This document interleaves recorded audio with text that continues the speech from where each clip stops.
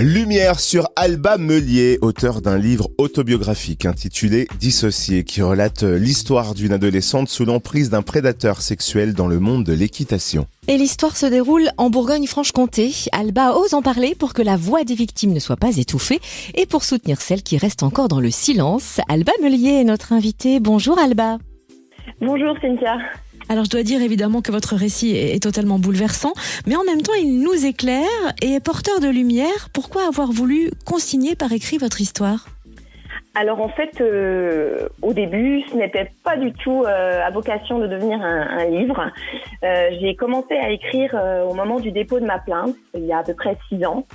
J'avais 30 ans. Et j'ai écrit comme un journal intime, chaque jour, chaque semaine, chaque mois. Parfois, je faisais des vraies pauses.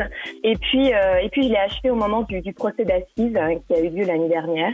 Et voilà, j'avais besoin de clôturer, de fermer le livre en fait de cette histoire. Et je me suis interrogée, qu'est-ce que je vais faire de cet écrit ? J'ai pris des avis qui étaient plutôt divisés dans mon entourage. Parce que écrire, publier, c'est s'exposer et c'est pas évident. Mais j'ai pris la décision de publier parce que je pense qu'il fallait prévenir, interpeller et protéger les jeunes adolescentes et adolescents et les enfants et aussi sensibiliser les parents. Le livre s'intitule Dissocié. Est-ce que vous pouvez nous expliquer ce que cela signifie ? La définition est dans le livre, mais n'est peut-être pas forcément connue de tous. Oui, alors ça a été comme une évidence. Ce titre, je l'ai en tête en fait depuis le début, même avant d'avoir vraiment compris ce que ça signifiait. En fait, quand on est jeune, très très jeune, on est en début d'adolescence et qu'on subit un viol, des viols. C'est une petite mort. C'est comme si on sortait de son corps. Le cerveau, en fait, il disjoncte. Et j'ai eu le sentiment de sortir de mon corps et de regarder ma vie d'en haut. En fait, je me suis dit, c'est que ton corps, donc c'est pas grave. Tu vas te dissocier pour survivre et tu vas construire une mascarade pour supporter en fait que ta toute première relation sexuelle ait été un viol et créer une illusion autour de ce drame. Imaginer que ça en fait c'était de l'amour. On va l'expliquer d'ailleurs un peu plus, même s'il me paraît un peu incongru de vous demander de résumer votre histoire, car il est question de 10 ans de votre vie partagée entre votre passion pour le cheval et les horreurs qu'un moniteur d'équitation vous a fait subir. Néanmoins, est-ce que vous pouvez nous décrire les grandes lignes de l'histoire ? Oui, en fait, c'est une jeune adolescente de 14 ans qui est passionnée d'équitation.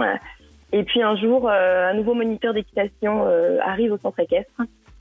Un homme charismatique et séducteur, mais un séducteur qui ne séduit pas les femmes adultes, qui séduit par son jeu de manipulation de très jeunes filles, qu'il met sous son emprise et dont il va abuser. Donc on est 5 victimes, je ne suis pas toute seule.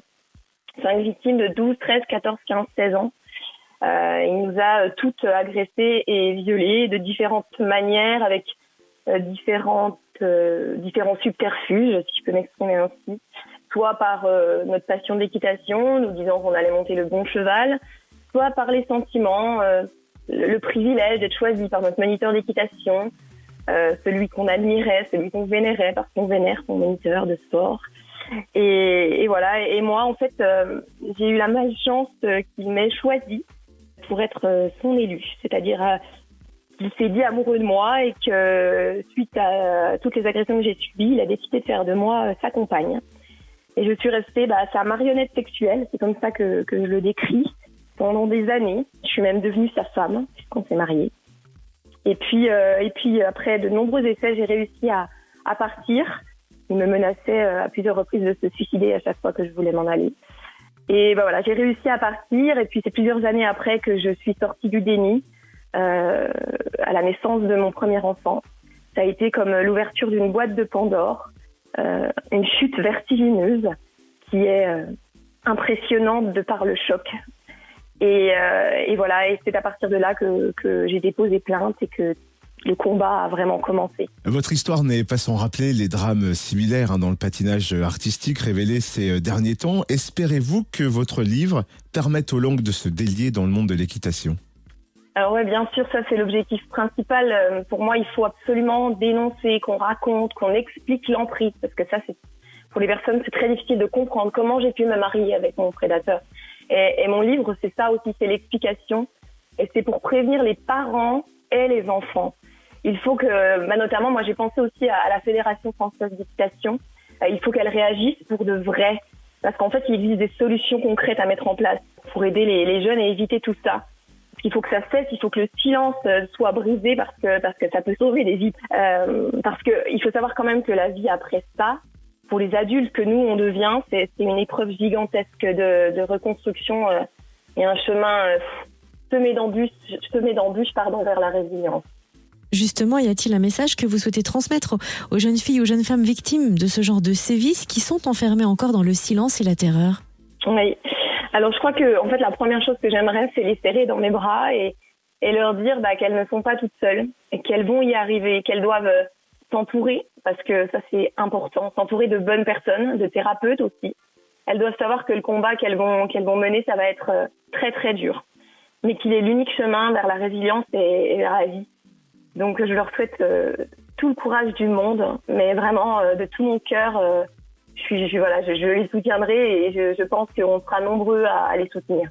Votre livre est déjà un premier soutien et peut-être peut-on vous rencontrer lors de séances dédicaces prévues prochainement dans la région? Oui, alors j'ai une séance de dédicace prévue le samedi 17 septembre à la librairie Guivel à Lons-le-Saunier. C'est l'après-midi de 14h à 18h.